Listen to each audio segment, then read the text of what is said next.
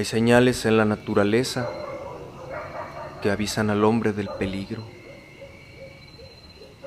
Cuando una cascabel suena su cola antes de atacar, el golpeteo de la lluvia antes de la tormenta, o el silbido hosco de un pájaro antes de la llegada de un halcón. Eventos se han fundido en mi memoria con una facilidad sorprendente.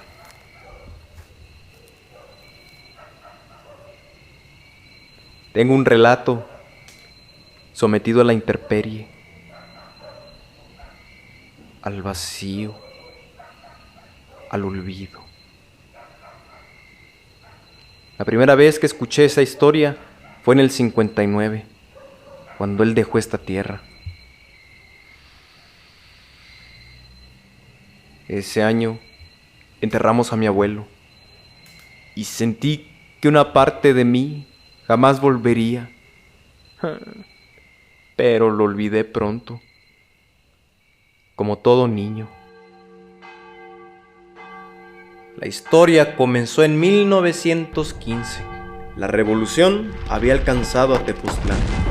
La gente se ocultaba de la leva y el hambre comenzaba. Él ya había despachado la milpa, pero faltaban las buenas lluvias. Su hijo mayor, Cesario, tenía 3 años y su esposa, Consuelo, estaba en encargo. Con esas lluvias entrando por el talón partido y el peso del cielo sobre sus pies, no encontró resignación sino salir de allí. Tepoztlán ya no era seguro. Había escuchado que Jolalpan, una pequeña comunidad en Puebla, era el mejor lugar para los peores meses del conflicto. Con tantos cerros, la gente se repartía en los miradores parapetados esperando la humareda de las tropas. Tardó casi 3 semanas en llegar a pie.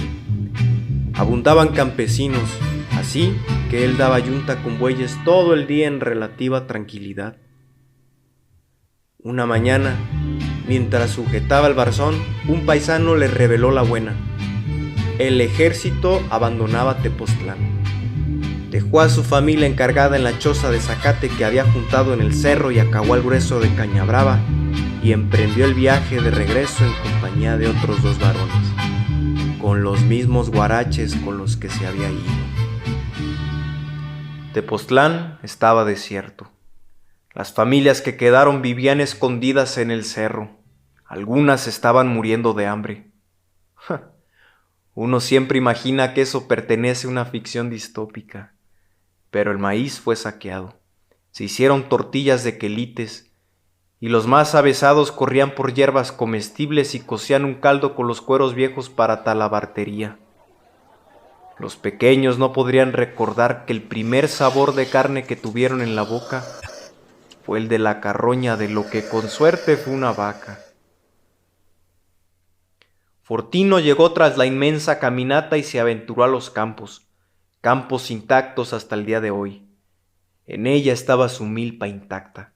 Lo que lo asombró: el maíz que había despachado, diminuto y verde, estaba listo para cosechar. La mazorca se formaba en surcos largos y ondulados con los que la fortuna lo había favorecido. Procedió a guardar mazorcas en su morral, cuando la sombra de un minotauro, hombre a caballo, lo cubrió. ¡Deja eso, hijo de la chingada! Indio masoquitero. Un militante del ejército suriano, de quien se desconoce el nombre, cuidó del maíz. Mantuvo controlados a los saqueadores a punta de cañón. Este se había proclamado como dueño, ya que todo este tiempo un campamento provisional del generalísimo Zapata se había sentado en el exconvento de la Natividad. Él esperaba esa cosecha para que el ejército pudiera comer decentemente. Riesgo, el militar ahí mismo lo hubiera afinado. No obstante, por causas que desconozco, quedaron en acuerdo de ir al campamento esa tarde, aprovechando la breve estadía del generalísimo Emiliano Zapata. Según lo recuerda Fortino, el sombrero bastaba para que su sola presencia infundiera respeto. Pero aquella vez Sus ojos estaban tristes. El hurto era la pena máxima para los zapatistas. La violación y el homicidio se podían considerar, pero el robo era la muerte. Él escuchó el caso primero expuesto por el militar. He cuidado más de 5 meses, mi general, una veintena de costal de Ixtle para cargar caballos. No me puede dejar así, la milpa mía. El general no dijo ni una palabra, solo hizo una señal para que Fortino contara su versión. Con una voz temblorosa y cansada, le dijo de la hambruna, su hijo pequeño, Colalpan, su mujer embarazada y la pérdida de su ganado. Todo en menos de 5 frases. Se hizo un largo silencio. El general se levantó mirando la luna y muy tranquilo le dijo a Fortino: el temporal se fue. Nosotros nos marcharemos en 2 semanas. Le darás 1/3 de la cosecha al militar. El resto será para ti. Tras dictar esta breve sentencia, el general se levantó haciendo eco. Se dirigió hacia un alazán alto y erguido el cual montó y se fue seguido de un puñado de hombres. El militar, inconforme, le aseguró a Fortino que él mismo pondría la mazorca en sus costales. 3 semanas después, Fortino volvió con su familia. El pequeño Natividad había nacido en su ausencia. Cesario corrió a jugar por el patio de su casa que estaba habitada por telarañas.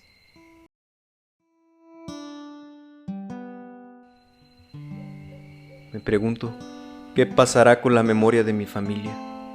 Mi joven hijo Fortino pierde el tiempo con menjurjes tecnológicos, como yo lo hice en mi juventud.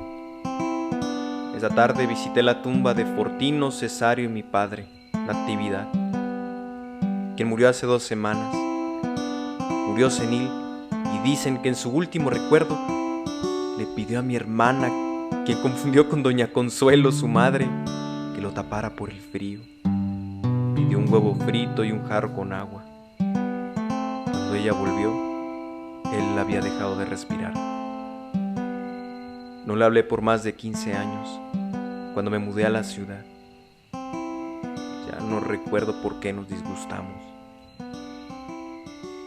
Pero hoy recordé, por alguna razón, las mañanas en las que después de soltar la yunta, mientras calentábamos almuerzo en el tlecuil, solo los dos, me contaba muchas historias. Me contaba de nahuales, brujas, tesoros escondidos, incesto, apariciones, y creo que un día hasta de viajes en el tiempo si te metías a un cerro. Algunas veces la historia de su padre, pero esa me la contó él mismo, por primera vez en el 59.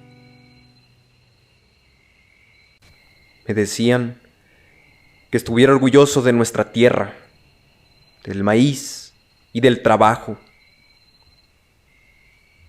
Nunca pude escribir algo para quienes me trajeron al mundo. ¿Cómo los recuerdo? Siempre recuerdo algo que escribió Nelly Campobello. Así era, como las flores de la sierra cuando danzan mecidas por el viento. Su perfume se aspira junto a los madroños vírgenes, allá donde la luz se abre entera. Su forma se percibe a la caída del sol en la falda de la montaña. Era como las flores de maíz no cortadas en el mismo instante en que las besa el sol. Hoy siento el dolor del 59. Hoy no sé si me pueda levantar.